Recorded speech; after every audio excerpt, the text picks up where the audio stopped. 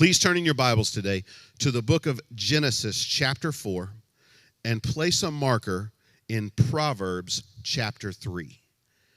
Genesis 4 and Proverbs 3. Today when I read, I'm going to be reading from the New International Version of the Bible. And I want to talk to you today about the topic, first things first. Raise your hand if you've ever used that phrase, first things first. You know, when someone says that, when they use that phrase, they're usually communicating to the listener that there is something of supreme importance that needs to be addressed before moving on to everything else.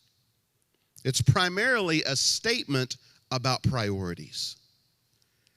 I don't think there's a better illustration of the meaning of first things first than an old recipe that I found for rabbit stew. Have you ever had rabbit stew? Most haven't. A few have. Found this old recipe, and the very first item on the recipe, it has nothing to do with weights or measurements. It makes no mention of pouring or pinching or mixing anything. The first thing on the recipe simply said, first, catch the rabbit. The author of that recipe knew the meaning of first things first, didn't they? I mean, it's pretty important that if you're going to make rabbit stew, that the first thing you better do is catch the rabbit. It reminds me of when I was a teenager. I was an idiot, first of all. But my best friend had a pickup truck, and we would run around in that pickup truck. And behind our church, which was Faith Assembly of God in Springdale, there was a field, a big, huge field. And it would grow up, and it would fill up with rabbits. And we would go back there in that pickup truck, and we called it rabbit hunting.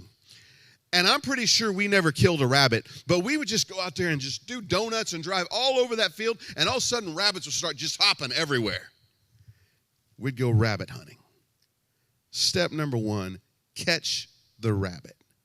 It's funny to me that the illustration I chose to use for first things first involves food, because I have no doubt said first things first many, many times in my life. And I don't really remember any specific instances, but I have to believe that most of them probably involved food. I can almost hear myself saying, first things first, let's get something to eat. First things first, let's get some lunch. Maybe some of y'all can relate to that. I don't know. In life, it's important to know what is most important, isn't it? It's important to know what needs to come first. I believe this is especially true in the ultra busy lives that we live. Because one way or another, your time will be taken up, won't it? Yesterday, you were given 24 hours. And regardless of what you chose to do with them today, they're gone. And sometimes if we're not careful, that time that we have that is so valuable can be taken up by something that is less important than something else that we should be doing. I remember taking a course once. It's one that many of us have probably taken. It's called The 7 Habits of Highly Effective People. Raise your hand if you've taken that course. There's a few of us. I thought there'd be more, honestly. I thought everybody in Northwest Arkansas had taken that course. The 7 Habits of Highly Effective People. Who remembers what the third habit is? Put first things first. That's habit number 3.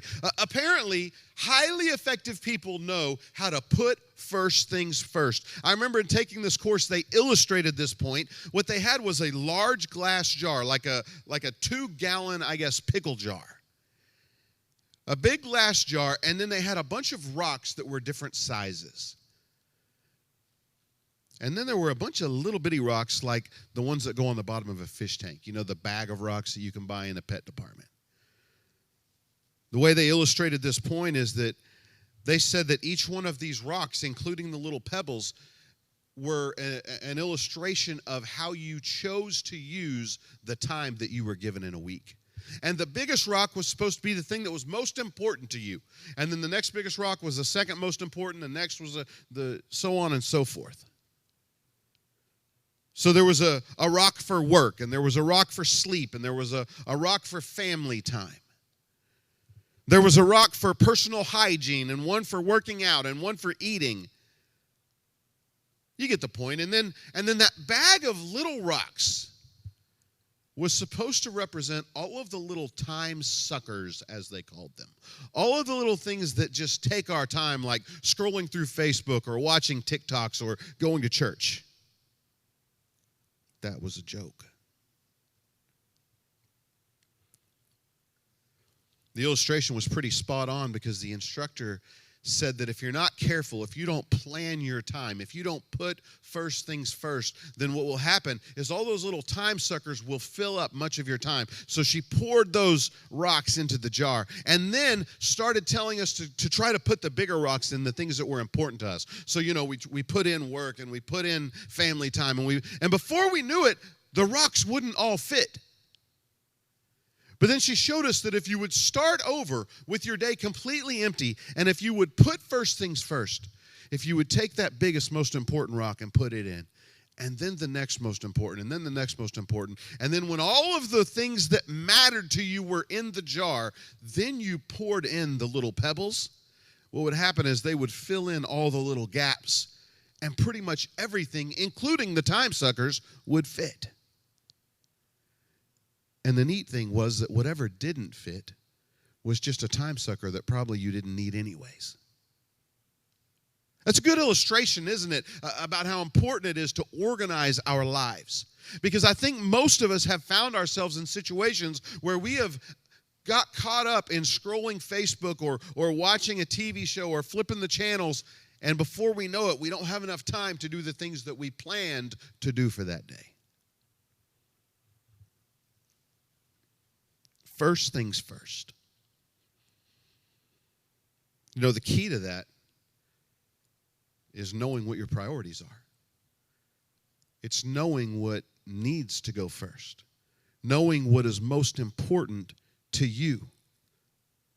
I think one of the biggest issues that people have in their lives and some of the big issues that I see in marriages is that people don't know what's most important to them. Or in a marriage, they haven't come to an agreement about what's most important. One of my favorite sessions when I do premarital counseling is the session we do on finances. So a lot of pastors don't like that session. They find it boring. Not me. First of all, I'm a numbers guy, so I love numbers. But second of all, I love the way we do that because in that session, I don't teach the couple anything. All I do is ask them questions and make them think about what's most important to them. We'll sit down with a blank piece of paper and I'll say, okay, what's the number one thing that you need to consider in your finances? What's the first thing you need to make sure you take care of? And it's funny because they're talking to the pastor usually, so they're like, oh, well, it's got to be our tithes. Okay, well, let's write down your tithes. And then I'm like, all right, what's the second most important thing? And almost every single time I've done this, the second most important thing, they said, oh, it's car payment. I mean, you got to be able to get to work, right? If you don't have a car, you can't get to work. All right, car payment. Write it down there. The next thing is usually rent or mortgage payment. And then, there's all the other things. There's utilities, there's food, there's clothing, there's cell phones, there's a college fund for the kids. There's all the other stuff that we need to consider when we're spending money, right? I love that session. See, the fun part for me is when we get to something like food, groceries. And I say, okay, where does that go on the list? Is that above or below car payment?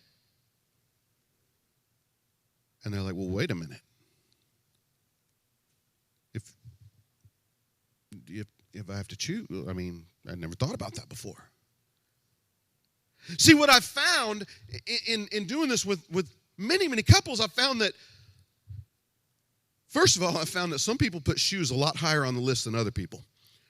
But the other thing that I've found is that most people have never approached their budget from a perspective of priorities, a perspective of what comes first. What's most important, and if there's not enough to go around, what gets cut? A lot of times the couple has to go away and do homework and come to some agreement on some things because they don't really see eye to eye. And that's an important thing to do before you say, I do, isn't it? See, it's also an important thing for each and every one of us to consider when it comes to planning our lives. When it comes to budgeting not just our money, but our time, our energy, our attention. We need to know what comes first. Who or what receives your best? Who gets the best of your time? Who gets the best of your money? Who gets the best of your attention and your energy? That's a tough question sometimes, isn't it? I mean, we have so many people and so many things that are competing for our time and our money and our attention. So many things that are competing for our best. You have your spouse and your kids and your pets and your friends and your job and your parents and your siblings. You have your physical and mental health. You have your fitness, your relaxation, your church, your hobbies, and lots of other things that are vying for your time, your energy, your money, and your attention. What comes first? What's most important? The new year is an important time or is a great time rather, to consider that question, isn't it? See, there's something about turning over to a brand new calendar, a brand new planner that doesn't have anything on it, that makes us feel productive and organized, makes us feel determined. What better time to think about your priorities than the new year? And today I'm glad to see all of you here because it tells me that, at least for the moment, you have decided to make church attendance a priority in your life. You could be at home sleeping off the party from last night. Most of you were up after midnight last night. You could be at home watching football all day today because I hear there's some games on. But today you chose to make church a priority, and I applaud that decision, but I don't want you to stop there. This year, I want to challenge you to make God your biggest rock. I want to challenge you to make God your number one priority, even above your spouse, even above your kids, even above your career.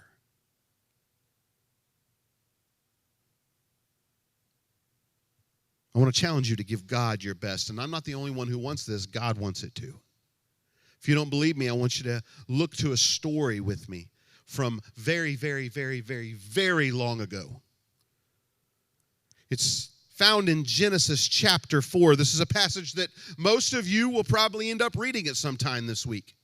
If you start a new reading plan for the year and decide you're going to read the Bible through this year, most of us make it at least to Genesis 10 before we give up.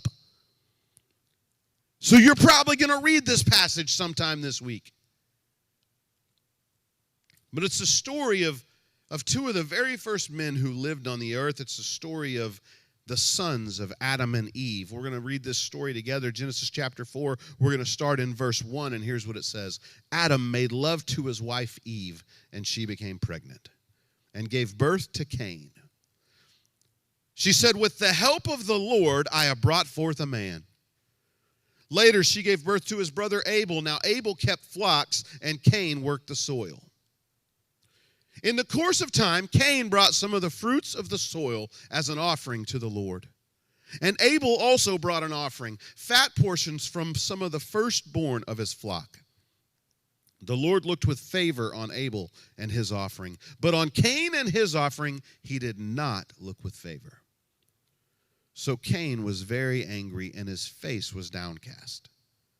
Then the Lord said to Cain, "Why are you angry? Why is your face downcast? If you do what is right, will you not be accepted?" We're going to stop right there. Today, for the next few moments, I want us to compare and contrast Cain's actions to Abel's. I want to see what we can learn about God's expectations for you and I. Today, I want to show you three things that jump out to me when I read this story. And the first thing I want you to notice is that both men brought an offering. That's an important point for us to keep in mind.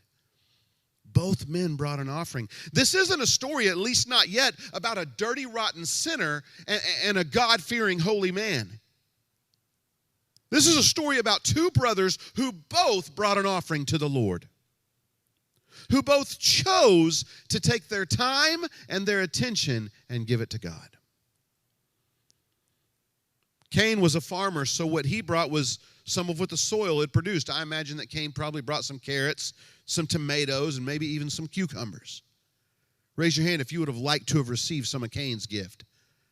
Man, I tell you, if that was me, I'd be all over those tomatoes.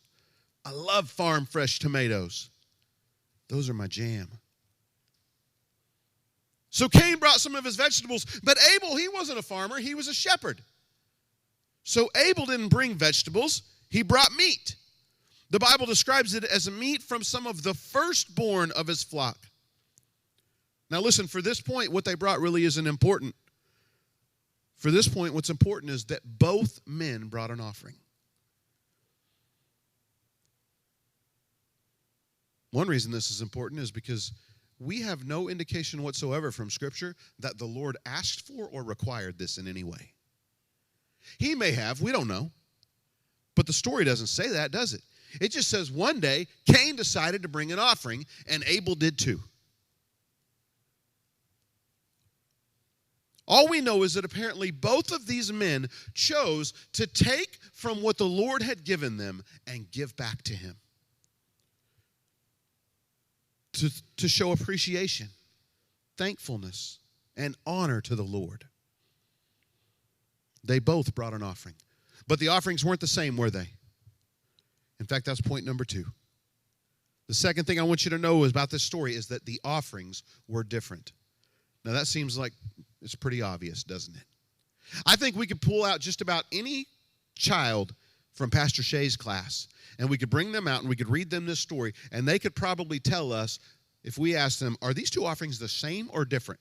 You ever play that game? I've seen it on like Sesame Street and stuff. Same or different? You know, they have to, just same. That's definitely same. I think if we did that with the kids and we brought them out and we told this story, they'd say, no, that's different. It's obvious that the two offerings are different. One of them brought vegetables and the other one brought meat. Now listen, I told you I love tomatoes, and I do, but if I have to choose between tomatoes or steak, I'm going to be like God was. I'm not going to look with favor on the tomatoes. It's obvious to us that the gifts were different. But that's not really what I'm talking about here. You see, I'm not talking about the contents of the offering. I'm talking about the intent of the offering. I want to be really clear here that God's response to Cain's offering was not because Cain brought vegetables. It had nothing to do with the fact that he brought him veggies. God doesn't hate vegetables. In fact, there are dozens upon dozens of passages all through the Old Testament where the Lord commands the Israelites to bring the produce of the ground.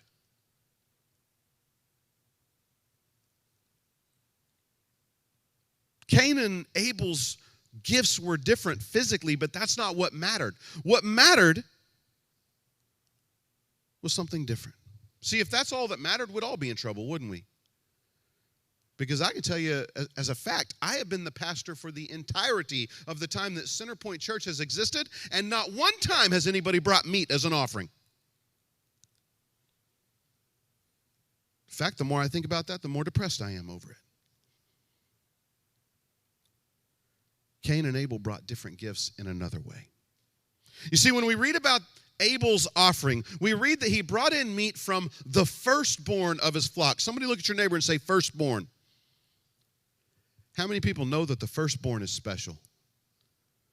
Man, all the eldest children said, yes, Lord. And the younger ones grumbled, yes. Firstborn is special. And in the Bible, the firstborn being special goes to a whole new level. It wasn't just special because it came first. In many cases, the firstborn in the Bible was special because it meant only. Think about Abraham and Isaac. Isaac was Abraham's firstborn son with his wife Sarah. The only son he had with his wife. And what did God say? God said, listen, you give me Isaac, and trust me, I'll still make you a father of many generations. You give him to me, and trust me. See, firstborn didn't just mean first. It sometimes meant only. It would be really easy for a shepherd, for someone like Abel, to take from the meat of the 6th or 7th sheep that they got, wouldn't it? It'd be really easy when they had several mama sheeps making little babies to take some of those, but it says he took from the firstborn. There was no promise that he was going to have any more. Firstborn is special. That is an offering that means something. It's an offering that costs something.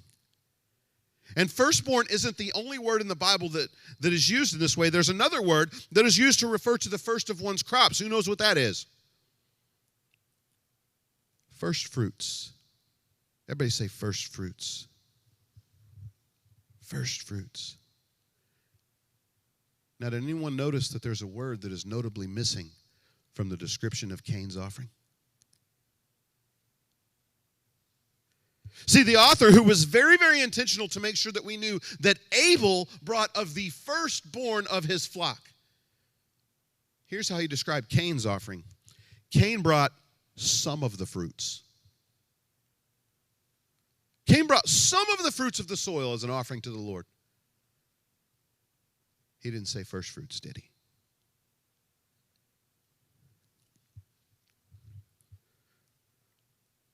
Abel brought what was considered to be the best. Abel brought what was most valuable. Cain just brought some. And I don't know how you read this, but let me tell you how I read it. In fact, I'm going to step over here because it doesn't say this in the Bible, but it implies it. I believe that Cain brought God his leftovers. After he had fed himself, after he had fed his family, then Cain said, you know what? We got those veggies, they're going to go bad if we keep them. We should take those to the Lord. He'd probably appreciate that.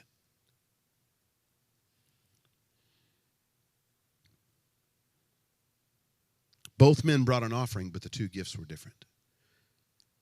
Abel brought the best. Abel brought his firstborn. Cain just brought some. The final thing I want you to notice today is that only one gift pleased the Lord. The Bible tells us that God looked favorably on Abel and on his offering, but he did not on Cain and on his offering. Man, can you imagine being Cain in that moment?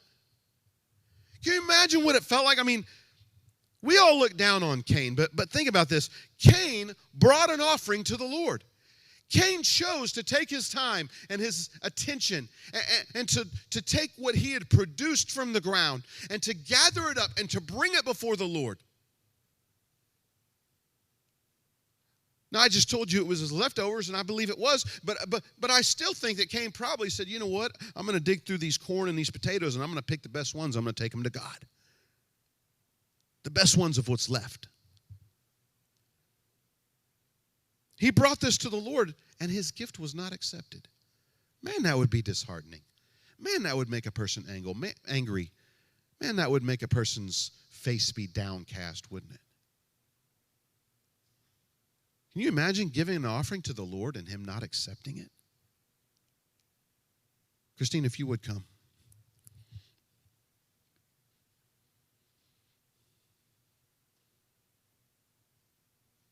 I can understand how Cain felt. Now, that doesn't mean that we don't understand why God didn't accept his offering. We do, right? I mean, we all get that. It simply didn't meet God's requirements. Cain did not bring his best. So God didn't look favorably upon it. He didn't accept it. God requires the best. That's an easy lesson to grasp. Any elementary school student can understand that God requires our best. It's easy to understand, but I wonder if it's a little harder to live. In fact, I wonder how many times that you and I have given God less than our best?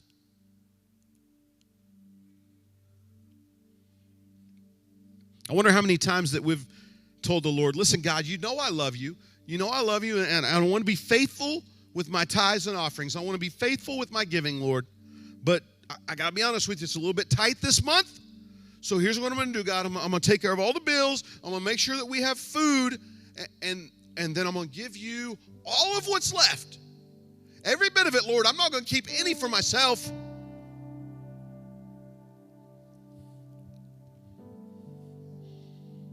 Or maybe your finances are all good, but maybe your schedule isn't.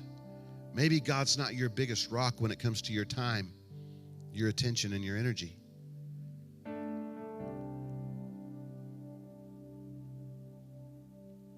Lord, you know I love you, but we got that basketball game this week, and we still got that choir concert we got to go to, and you know we got to pick up still from the holidays. The house is a mess, God. I've got that big meeting coming up this week. I've got that presentation I've got to get ready for. Listen, Lord, I'm going to get around to spending time with you. I promise you that. I'll make sure that I read my Bible. I'll make sure that I pray. But it may not be, I may not be able to do it every day, and it may be a little later in the evening, God. I may be tired. I may drift off a few times during our time together. But I promise I'll spend time with you, Lord. Come on now, church. How many of us have given God our second fruits, or our third fruits, or our 14th fruits?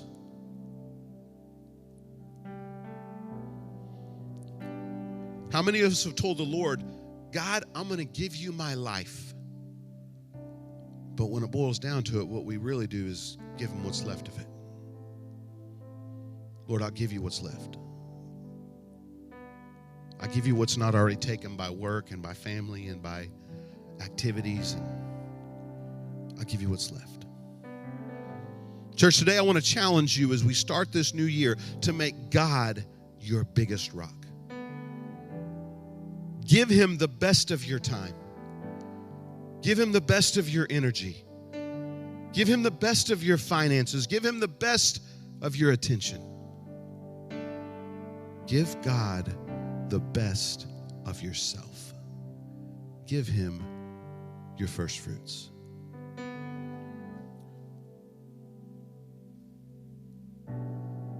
Pastor, you telling me that I already get up at 5 a.m. You gonna tell me I got to get up at 4? Get up at 4 a.m., spend time with the Lord? Well, I may be telling you that. I don't know. That's between you and God. I've told you before that I don't think it works that way. Man, my grandfather, that's how he lived.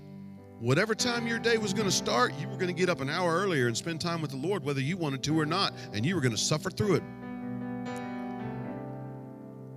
Listen, I got to tell you, if I got up at 4 a.m. to spend time with the Lord, that would not be giving him my best. I'm not telling you to be legalistic about it and pick a specific, to get up early and make sure you do it first. Some of you, that's what works. What I'm telling you is to be intentional. Do what works for you, but give God your best. There's a ministry at the University of Arkansas campus called Chi Alpha. They minister to college students there, and there's one thing about Chi Alpha that I love. They have student leaders, and they ask all of their student leaders about their bento time. Say, well, what's bento? B-I-N-T-O. Does anybody know what that is? Built in, not tacked on.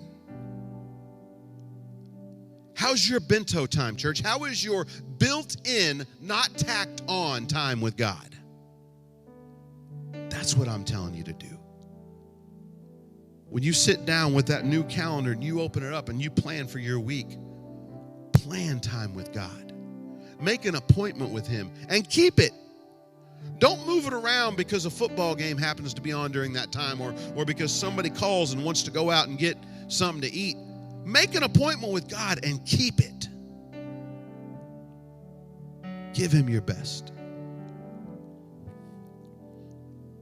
And then see how your life looks different. You see, there's a principle that we call the principle of first fruits, and that principle is kind of illustrated and described in Proverbs chapter 3. Basically, it works like this.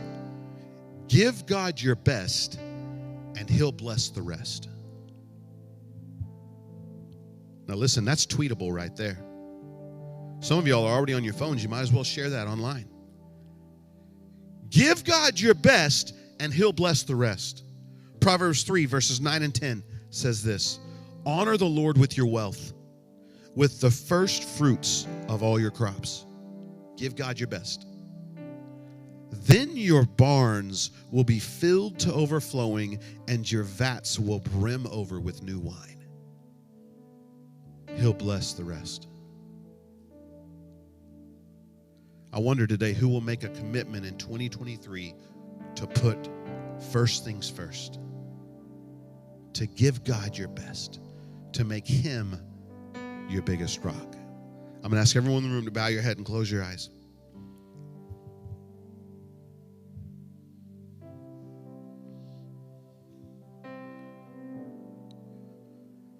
Today, there's a chance that you happen to be here and you say, Pastor, that sounds good, but I don't even really have a relationship with the Lord. If I were to die today, I don't know where I would end up, because He's not Lord of my life.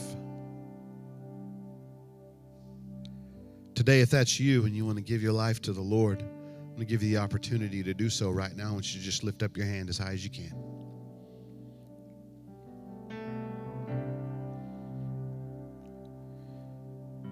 Seeing no hands lifted, what I have to believe is that everyone in the room is a believer.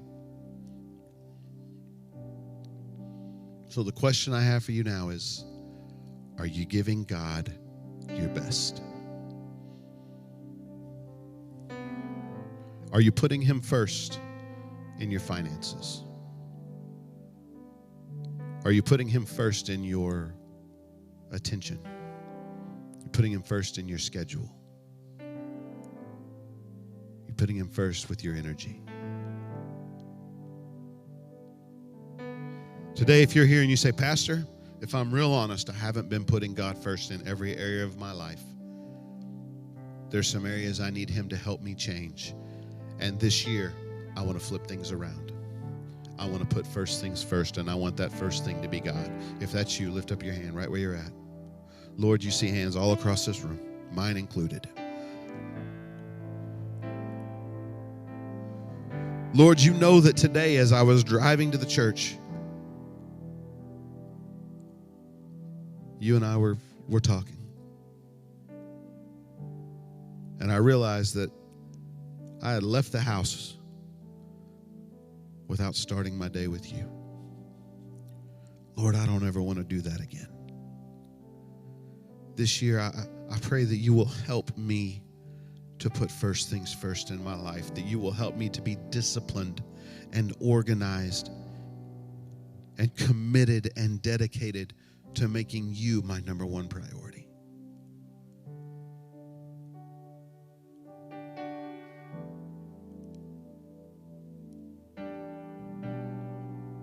Lord, I pray you'll do that for all of us, that you'll change our hearts, that you'll challenge us and encourage us, Lord, to evaluate our priorities and to make sure that we are living in such a way that honors you and pleases you.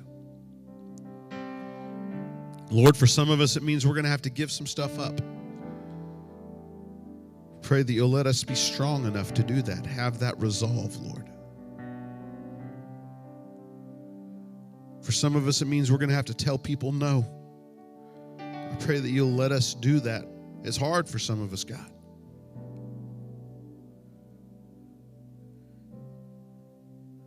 And for some of us, it just means we're going to have to stop being so lazy. I pray that you'll work on us in this area, Lord. God, I'm excited to see what our lives look like when as a church we have an entire group of people who put you first. I'm excited to see our church's finances as they grow. I'm excited to see as people jump in and begin serving, Lord. I'm excited to see what church attendance looks like when people decide that you are their number one priority.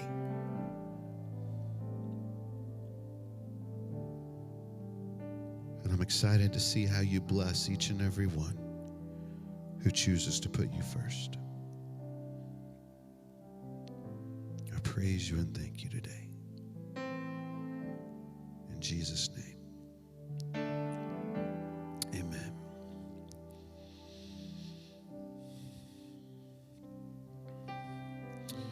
If you would, I'm going to ask you to take out your Connect cards. On the back of that card, there's an area for next steps.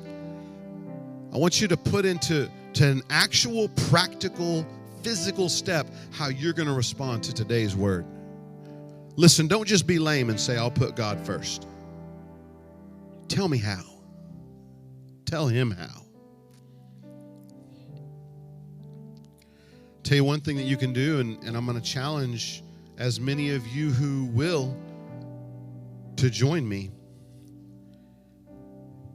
You know, I think there's certain areas of our life where we need to make God a priority, where we need to put him first. I think that we need to make prayer a priority in our lives. I think we need to make giving a priority in our lives. I think we need to make studying his word a priority in our lives. And I think we need to make fasting a priority in our lives. This year, I've kind of fallen off I used to fast one day every single week. And this year, I've kind of gotten out of that habit, and I'm going to try and get back on that. But I don't think there's a better time to really take an extended period of time and fast and pray and dedicate that time to the Lord than the beginning of a year.